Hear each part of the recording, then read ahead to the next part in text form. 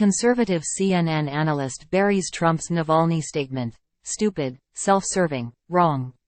CNN conservative commentator Alice Stewart ripped into Donald Trump's Monday statement comparing himself to the recently deceased Alexei Navalny, an advocate and vocal Vladimir Putin critic who died while in a Russian prison last week.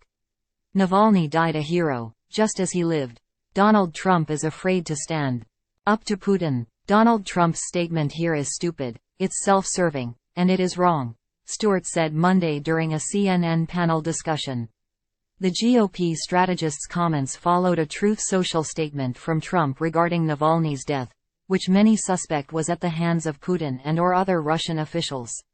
Navalny previously returned to Russia in 2021 after he recovered from a previous poisoning many suspect Putin was behind. Rather than a statement similar to other public figures who have mourned Navalny and celebrated his life, Trump instead used the death to highlight his own legal troubles, the latest of which was being ordered by a judge to pay more than $350 million in a New York fraud case. He's also barred from doing business in New York for 3 years. The former president wrote, "The sudden death of Alexei Navalny has made me more and more aware of what is happening in our country. It is a slow, steady progression, with crooked, radical left politicians, prosecutors, and judges leading us down a path to destruction. Open borders, rigged elections, and grossly unfair courtroom decisions are destroying America.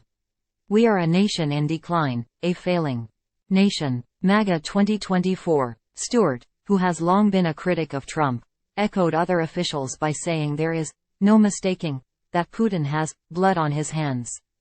She also blasted Trump as weak in the case of Russia and Putin for not being able to point to the Russian president as responsible for Navalny's death as quickly as others.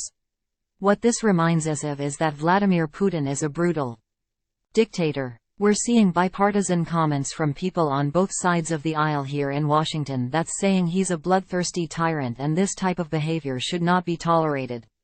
There's one person responsible, it's Putin, she said. And for Donald Trump to fail to acknowledge that just goes to show that he is afraid to stand up to Putin.